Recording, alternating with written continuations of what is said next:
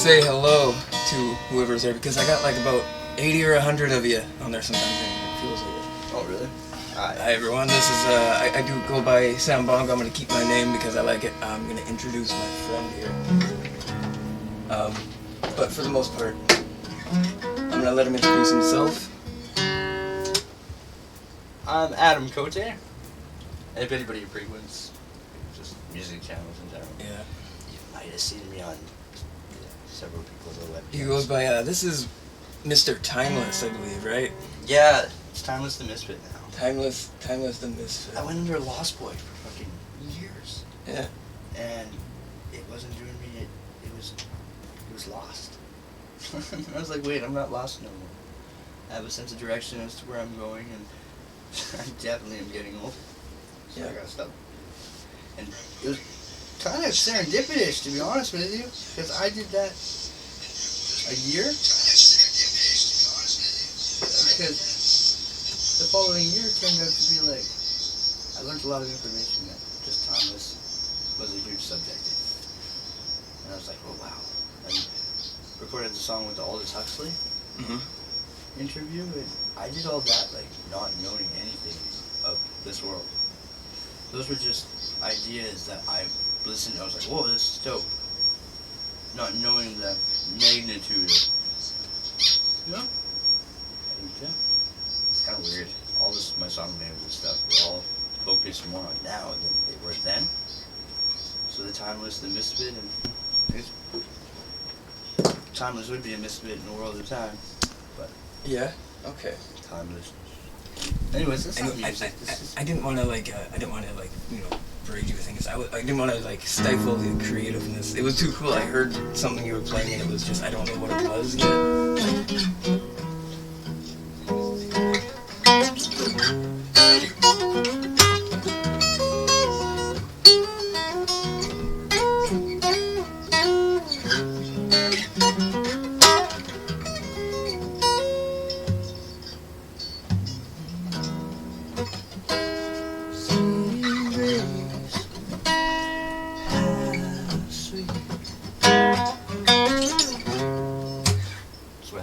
The Amazing Grace, but female vocalists. Yeah, that was awesome. Because they could do like,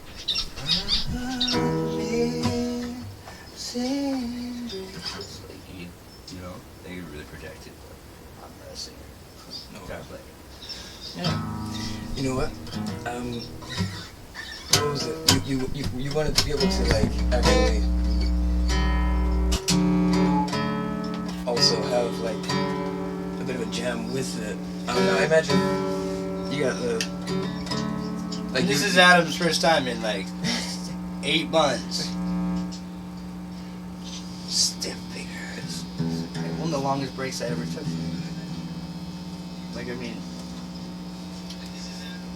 Imagine somebody got used to their prosthetic hand, then suddenly, oh, it's gone, you know? It's like getting used to a bike after you've been walking, then you get a flat tire. to get used to it, but Well, when you've been walking so long, then you get a bike, and then you get a flat tire, and you're like, now the walk that you used to do every day that was nothing is 10 miles. I'm the flat tire now. You know? And I'm the flat tire. But it's just weird. When you're at a certain level, finding your stuff. I just love it. I mean, it's my prosthetic, man. I need it to be. It's intrinsic to my voice. I'm not good at speaking. Socially awkward. It's mostly my nervousness that gets me through it, but I'm much better doing this. than the regular other aspects. I was always welcomed into the environments as not somebody like a friend, dear friend, but never out of our social, relationship. It was always out of our to occupy a space together in silence and comfort. Mm-hmm. That's how you meet pretty much your wife or your partner. You know, Right. if you can exist in the same space, be doing stuff, but not have to bombard each other with, it's usually a sign of true comfort. So yeah, I was always the atmosphere. Always. People got all able to style. It's a natural flow you have.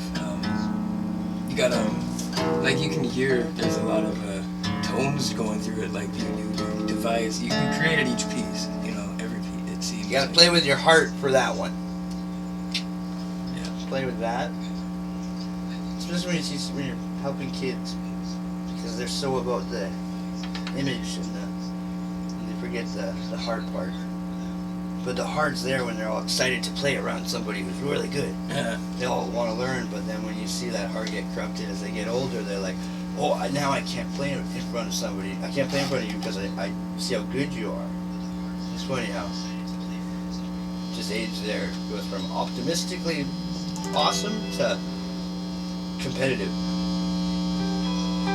Why would we do things for ourselves other than ego? But yeah, I love him. I'm gonna slap a riff in an A minor. Yeah. I was actually about to ask you. Did you want to try This one.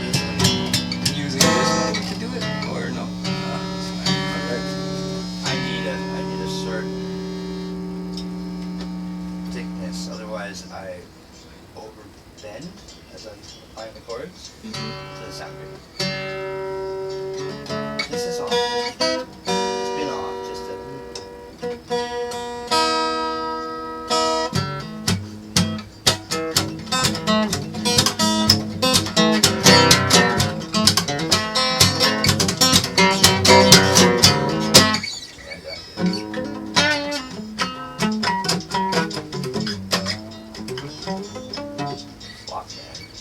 Sorry, I'll stop spinning so much. It's alright. Just Like nasty. I don't know. That. Just in general. But, yeah. I'm actually happy with this one that we recently put together. Wait, would you share like any like secret projects with me, in a sense? Not necessarily secret project, but I mean like you got one that you're cooking up, basically.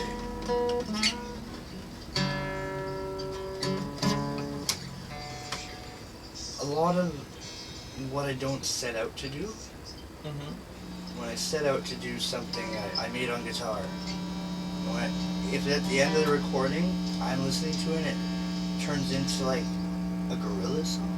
A gorilla song. That is a good sign of the project. That I would love to do is a musicians group.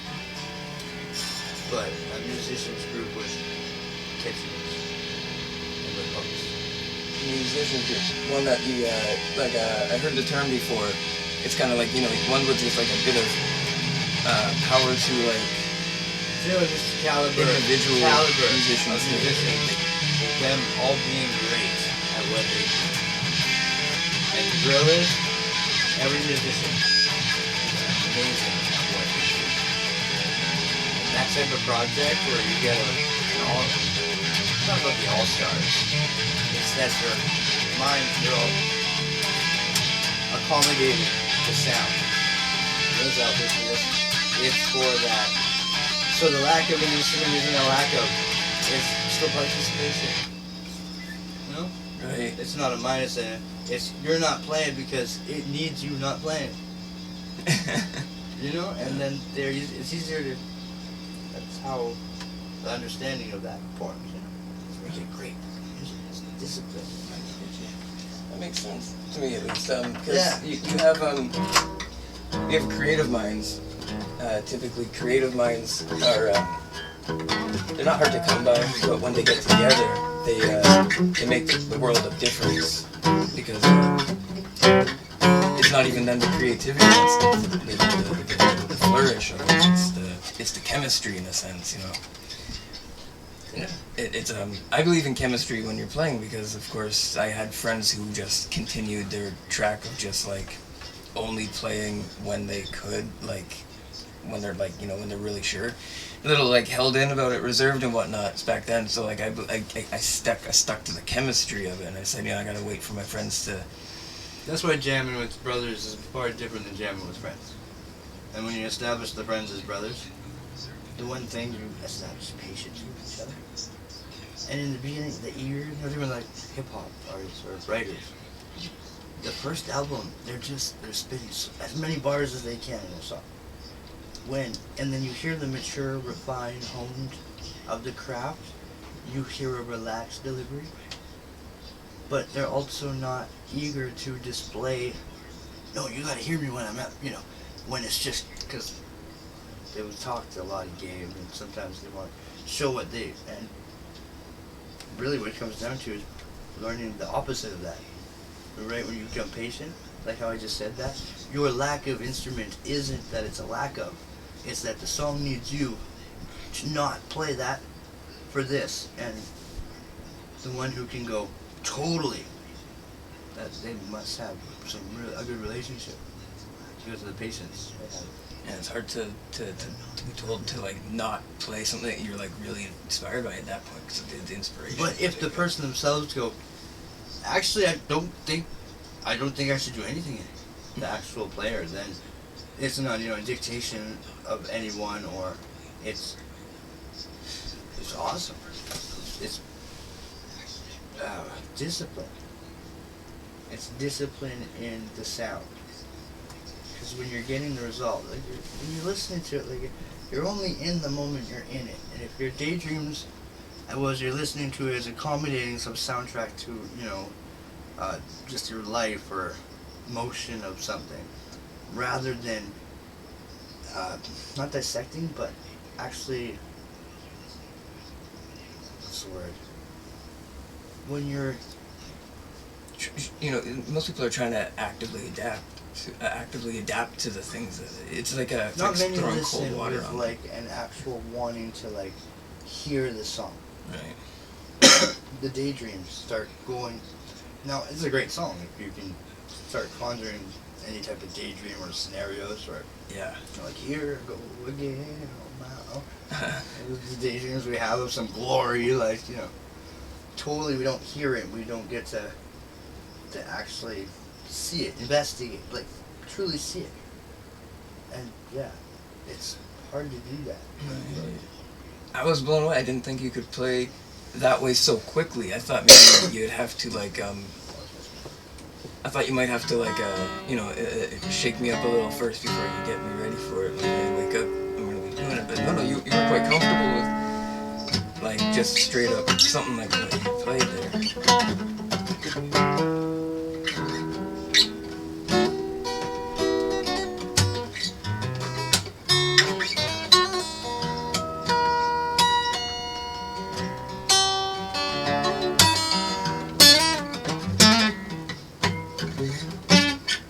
Yes, it is. I always turn when I haven't played in a while. Yeah. And I'm playing, trying to do some nice shit. I just go right into cop rock because I just have a love for metal. But it's not like it used to be. Now it's just I've had so much practice with it. It turns into cop rock. Like I start playing Joe Satriani riffs, but not like my own that sound like him. In the middle of but then I'll go into like some death metal shit. It'll be like, yeah, have fun with it. So I'm eager, and I haven't played in a while. What was like the most, okay, if I were to play over something to like not offend you, what would you like totally just like rip into a little? Yeah, just, I mean, just like, I was gonna do like a minor, kind of like nice, yeah.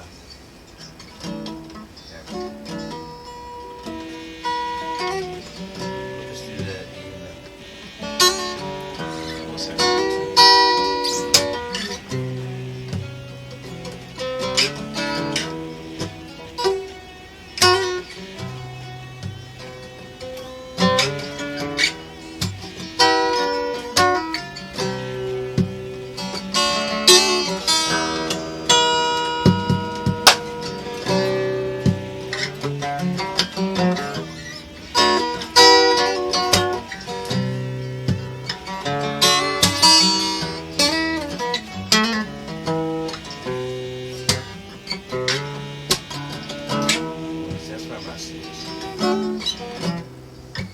those little things. I should remember. you didn't get your nails cut? Was that killing your hair? Well, no, it's just the littlest bit more. You notice the lack of string under your finger, more under your nail. more under your nail. Yeah, you get that hiss speed. It's not a clear note. That's okay. Well, you sound amazing while you play it. I love that one. We just did that. I don't know what it was, but it wasn't perfect. But I mean, there's a lot to it. I wanted to keep. How would I play? How would I describe to you? Just to make sure that you. Yeah. That's what I'm trying to talk about. That chemistry. I believe if you tell someone what you're gonna play right away, like so accurately, just like gruelingly, A is A, B is B, C is C, and it's just like play here, here, here only, and have no fun with it, right? That's just gonna. It's gonna work, is what I believe, right? And that's terrible. I want to change that so much, and every time you play it, you just gotta play. Right? Let's talk and play. You want to play. I just always say that to people. No, don't do that. It's not dissected.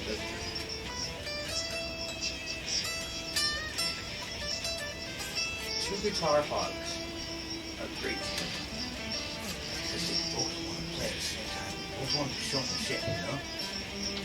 But they learn that they have to play with each other. So they have to sound good together, though they're both playing at the same time. So they actually start jamming great together. Because it's the only time they both get to play at the same time and still hear one another. You know? Because while somebody's playing, it's like, oh, can I try? And then while I say, oh, no, here. Nobody, you know? And this makes it work. So sometimes it's okay to be eager, not wait for your, sometimes waiting is jumping into their shit so you can still be playing. Mm-hmm. You know? But it's always there. It's gotta, of course you gotta let that breathe. Yeah. Take turns. That's the idea. So I'll start. You start. I'll start. You start. Man, I don't know how you I'm gonna turn this thing off just because it was just there to capture a few extra things. It's just a pretty guitar though. Yeah, and that's I really hope so. Do you remember the evil model I think they were? Yeah, they were evil.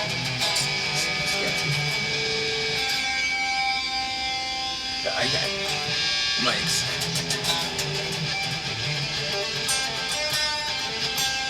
A little linear, but hopefully I can try to shake it up a little and get a little bit of that linear vibe right out of it.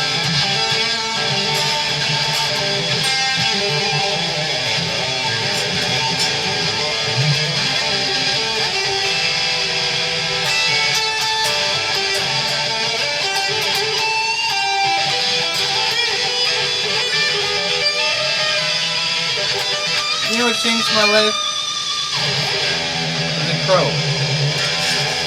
When Eric Draven pulls his guitar out of the pawn shop there, Yeah. and he goes up on the rooftop and he plays that ballad.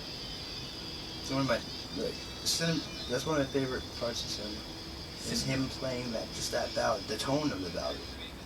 And that's when I fell in love with Okay. Man, Buckethead does that. he plays like a don't. statue. I It's crazy. looked into that before I say that. Sorry, but the tone, that's absurd. Buckethead. This is my favorite guitar player, Brian. Right. After listening to Buckethead now, I'm like, wait, is this that? And then when you go back and you listen to that, you're like, it's never quite like if it's not, but it's a great part, man. It's so. Yeah. It's just a lead with some reverb and some distortion, but it's just. I used to do that as a kid. Is it Yeah, the certain side effects, or not side effects? Certain I call them side effects just because I'm an idiot. But like Yeah. they're effects, right? I believe they deserve to be up maximum settings sometimes. Honestly, though, when you said that, you just put me on the spot. You know, it's like I played the same two chords I always play. I don't play the same. I do. Like, I mean, there's the comfort and when I'm busking.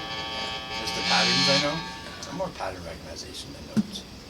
Well, yeah. Okay. So each different form of pattern seems to be a different style. So when I go into like the bluegrassy finger picking style, I can still pull out several different styles based on the patterns. But yeah. But the drop, I'm gonna do a drop D slap, like on bass. Drop D? Just in the bump. key of D, or No, just Well, not dad yet. no, just like totally. I gotta hear what you playing first before I listen to it. just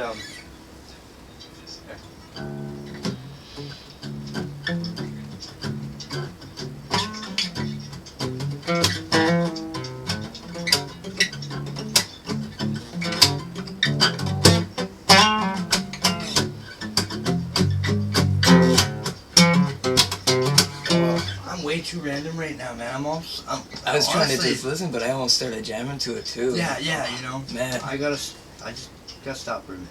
Your machine, you got okay. So if I'm gonna turn it down to a clean tone here, and I'm gonna just try to emulate you in any way possible. I don't think it is, you but play.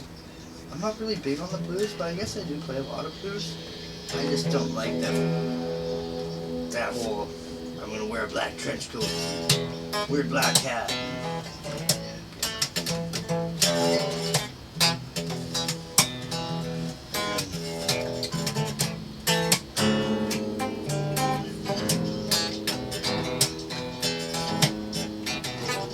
You do it. Hit your egg down on some please.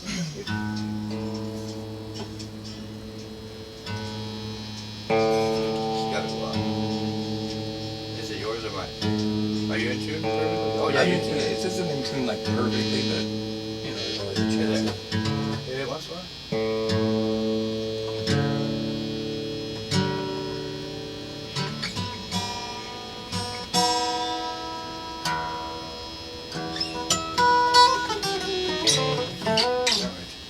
No.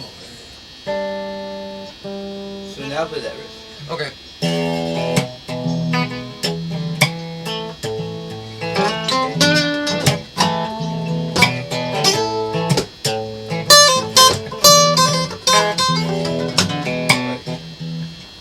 Yeah, I play a lot of lead. I mean, I've done it a lot. So you do lead. You lead. Yeah, you lead. I know. I know rhythm really well Oh shit. on the jump ins and the like. Red Hot Chili Peppers is a great example of knowing when to come in, when not to. Well, I wasn't providing like a perfect backing to it. Like there was no way. I was just giving you like the Noah's Ark here, but you know. Like if I know if you want to just let me, if you want me to just play like a chord even, here, let me just play a chord and I can let you lead over as much as just like well, yeah, I won't try it.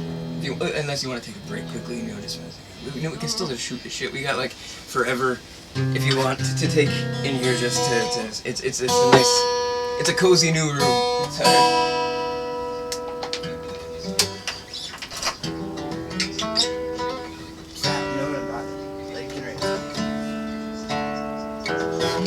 She's just. You haven't played it in a while. You know what? I actually maybe a couple weeks. Okay, yeah, she's. You can tell she just needs to. Needs to breathe. Yeah, but she's getting there now. I've never played it like you have. I've played it differently before. So you play it. You give it like a light fingering, I'll and play it, a but- light touching or to it or something, right? I like the cables now because it makes it easier. It's more jolty. I use the cable for a slap on jolty. The jolty riff is.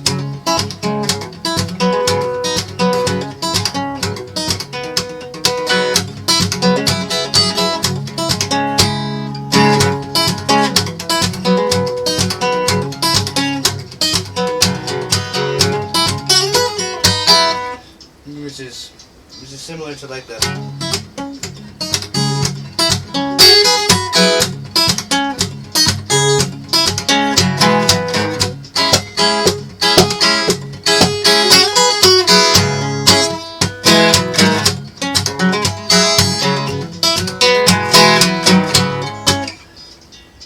The minor, just like gypsy. Yeah. Wow. But then if you were to get the country bar, you can do that nice like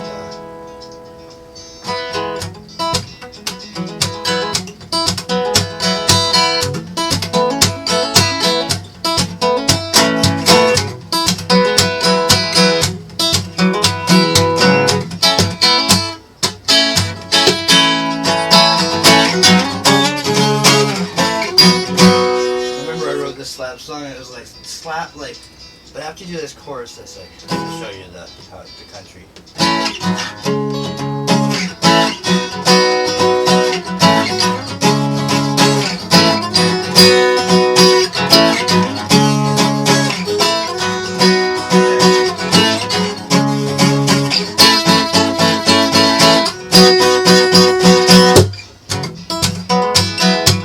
You can hear how it's so off of each other, but when you come back in with it, it's so much more appropriate than the first time it was played.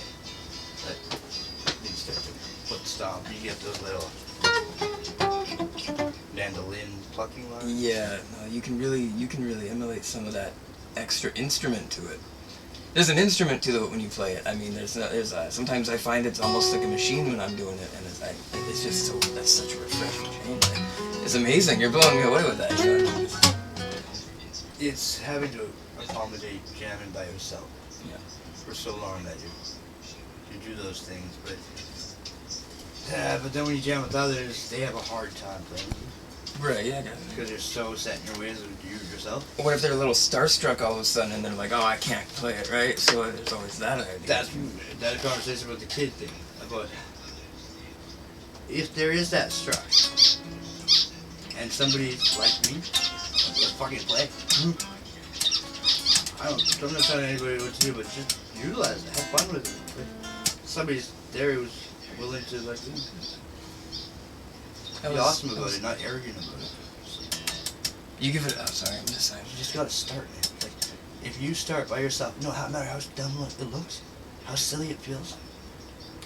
When you start, okay, you get to your location. You have to, how does it go? The sooner you leave, the sooner you arrive. The sooner you leave, the sooner you arrive.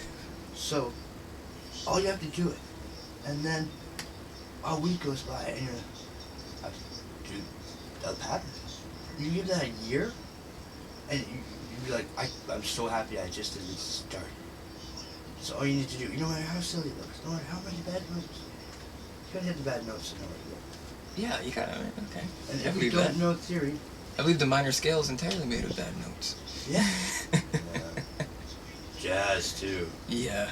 I found when I was first playing, like, to get some fast motion in my hands, it was just like... And I was like... That's two quick monsters. Just doing 2 quick monsters.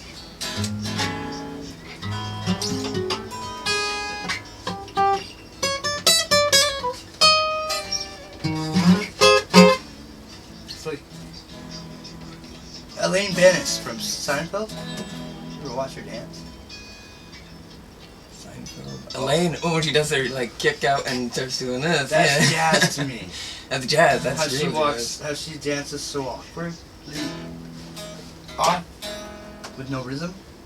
It's like a William Shatner something. That's jazz to me. It's folk that, like squibs, were born with no magic. They just ain't got the rhythm. So they go to jazz. Depends. But it's true.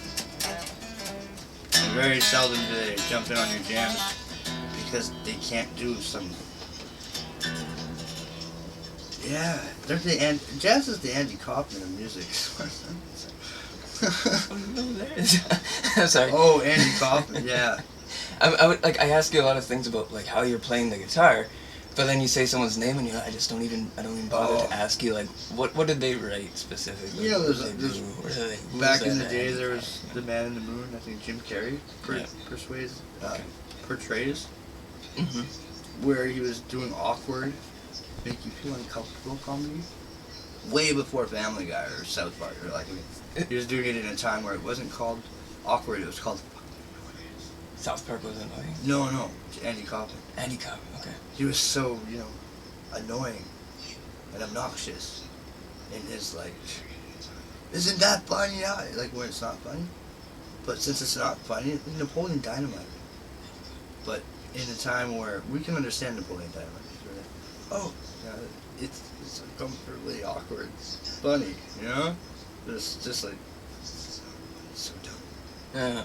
And that's like him, but in a time way before that, where nobody can even see it, it just is what it's being portrayed as, and it's just obnoxious, annoying. And sometimes, yeah, jazz reminds me of that sometimes. Jazz, yeah. Not. I don't like contemporary jazz. What are you big on the contemporary jazz? Like the real, like, adapted versions you hear in, like, big restaurants and stuff? Yeah, I get it, they're okay. It's just like, you know, they're writing the bass a lot on it. It's okay, I understand it. It's just also eventually the song gets so stuck in your head, and they didn't, like, have any intention of being there in the first place in a sense. I mean, I don't know what to say. It left us with just a little bubbling back and forth on a single note. It was okay, but it's just like, I can only imagine the restaurant now. You know what I mean? I can only imagine the restaurant when I see that kind of thing anymore. Chet Atkins, that was considered jazz, but it was like, I don't know, it was different. He used to do the minors. It was a catch. It wound back to a hook. I'm not saying everything has to have like this, but when it's catchy, I'm not saying dumb you down, but I've heard a lot of shit that's very progressive and still innovative. At the same time, still has a catch, like, you know, what was that? Something, when angels deserve to die. Oh man. What is that? Chop Suey, right? Chop Suey. Chop Suey. Now Chop Suey has a hook that every person on the planet could come back and all sing together. But then the actual guitar lines for the song, wake up, go brush a little makeup. It's so off of that chorus that you wouldn't expect. Was that do you think that was a product of the time, or do you think that was like literally his ingenuity to it, like his? I just think it was I think it was progression, exactly giving birth to when that progression was supposed to be progress of something. Nice, and it was fucking perfect. I liked it. I thought it was cool. It stuck out. It's a song that wasn't, other than like Aerials and BYOB by System of a Down. Yeah. The ones that were really, they stick out to like the audience in a sense, or they, you know, they seem to. It's the choruses, the hooks, yeah. What was that one? The BYO. Bring Your Own Bomb. Yeah, Everybody's going to the party, have a real good time. You can almost hear like just drums. And there's this blowing up the sunshine. They did it almost like EDM style, right? Yeah. That's what I was like, every time I heard it, I was like, wow, you could remix that into like a nightclub. That was produced by the guitarist, right? The crazy looking guy? Yeah, so. A little crazy looking, I gotta admit. He was balding, like right here, and had this hair up in it. He wrote Sugar. That's my favorite song. Just Sugar. No lights, no music.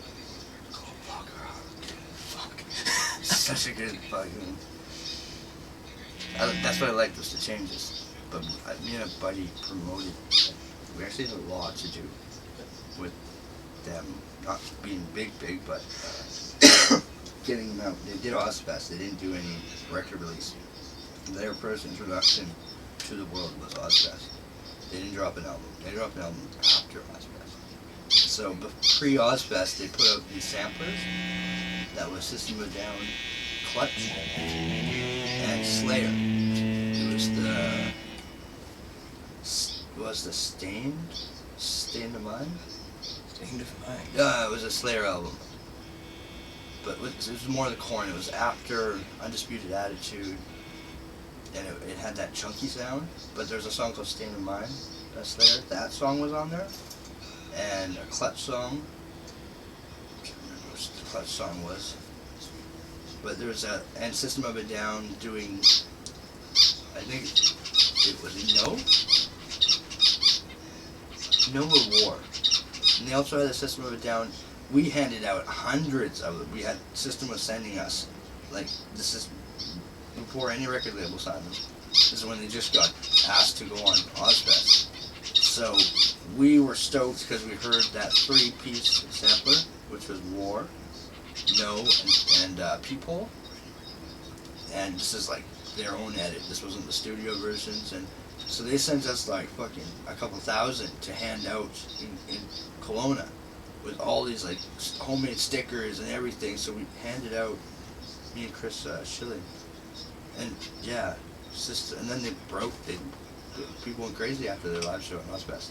That's when they were like, when they got signed, and hearing the 3 songs and all the songs that we heard in demo version, they were just upgraded and like. But we were pretty stoked with the music. I really liked that first album. The second album was good too. Right. I'm not hypnotized or mesmerized. Oh man. Sorry, it's just been like 45 minutes here. I don't want to. Let's take a break, man. But if you want to take a break, we can pause it. We can just. Do you want to take a washing break and get some pizza and something? And come right back. Maybe we can try it again. I would like to have something that might be extinct soon because Something that might be. I'm really, really worried. I'm more worried about cigarettes than I am I have no idea. Oh, this is my mom.